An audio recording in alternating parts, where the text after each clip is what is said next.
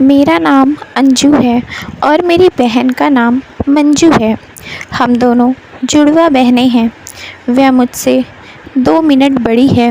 हम दोनों बहनों में बड़ा प्यार है।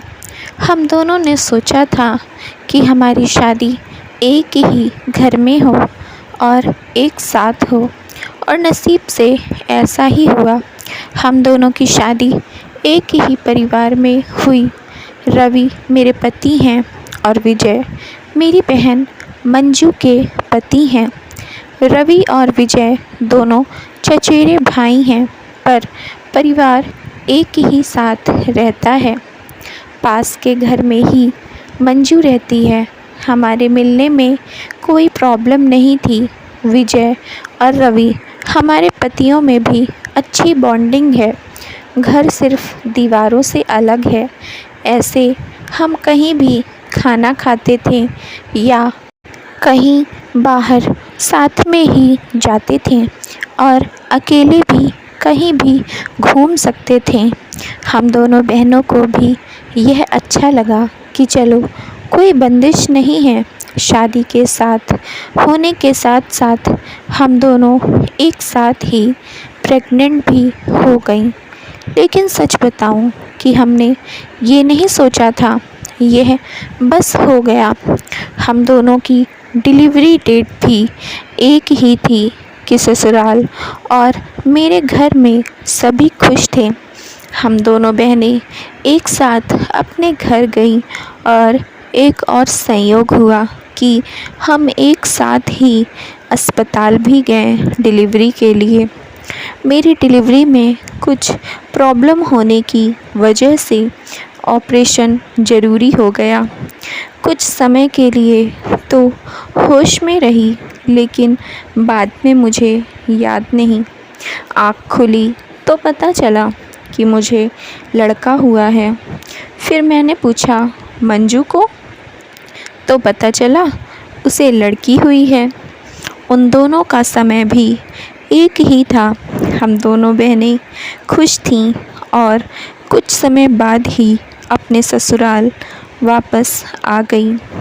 अब हम माँ बन गए थे, तो ज़्यादातर एक दूसरे के साथ अपने बच्चों को संभालते थे। बच्चे जल्दी ही बड़े हो जाते हैं। छोटे बच्चे किस पर गए हैं यह पहले समझ नहीं आता है, थोड़े बड़े होने पर ही पता चलता है। लेकिन जैसे जैसे मेरा बेटा बड़ा हो रहा था, वह ना मुझ पर ना अपने पिता रवि जैसा था, बल्कि वह तो मेरी बहन के पति विजय जैसा लगने लगा था।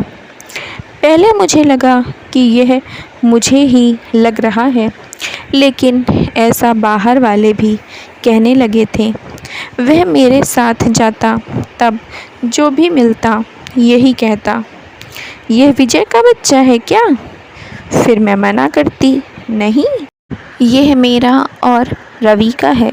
मंजू की लड़की बिल्कुल मंजू की तरह ही दिखती थी, लेकिन मेरा बच्चा उसके पति जैसा क्यों लगने लगा? यह बात मुझे समझ नहीं आई।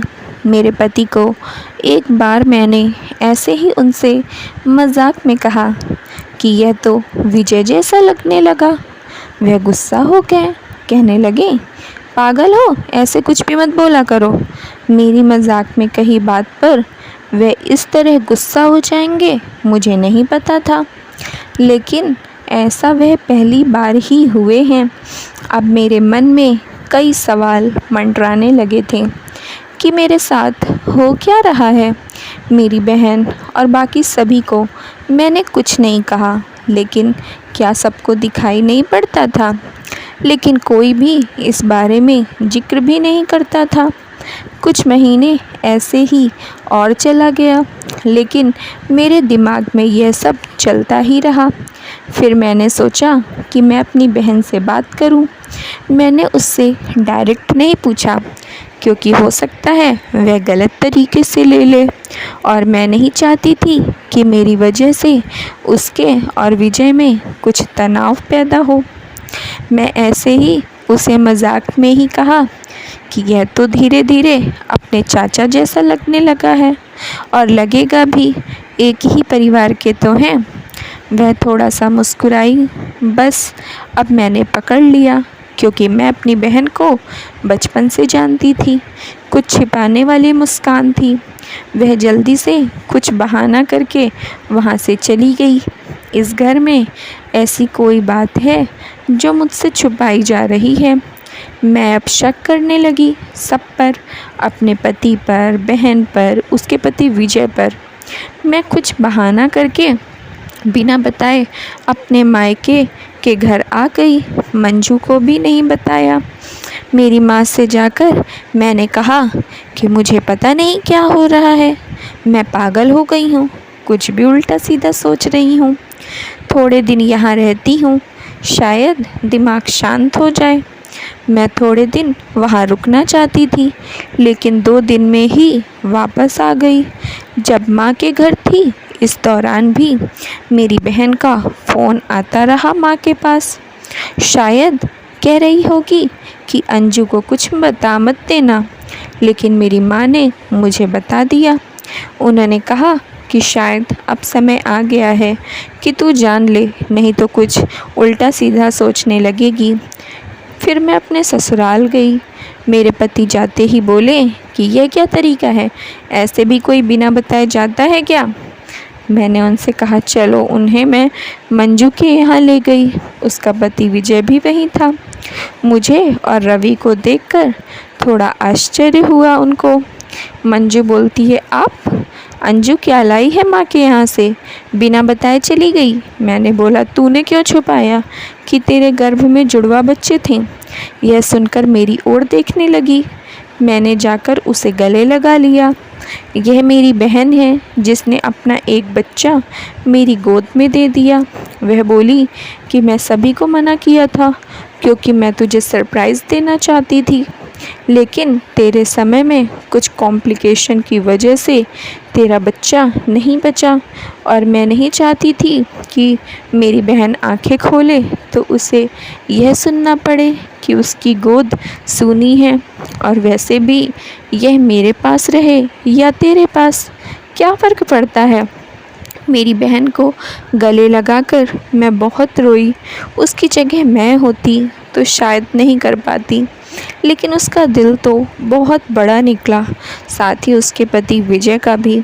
मेरे पति भी मुझे खुश देखना चाहते थे, इसलिए वह भी चुप रहें। ऐसा परिवार और बहन मिल जाए तो और क्या चाहिए। उसके किए गए एहसान को मैंने अपने पास ही रखा। उसे बहुत प्यार देने की कोशिश करती हूँ। तो दोस्तों, आपको ये कहानी कैसी लगी, कमेंट बॉक्स में अपनी राय दें और वीडियो को लाइक करें। और अभी तक चैनल को सब्सक्राइब नहीं किया है तो ज़रूर कर दें। बाय, मिलते हैं नेक्स्ट मज़ेदार और सस्पेंसिव स्टोरी में।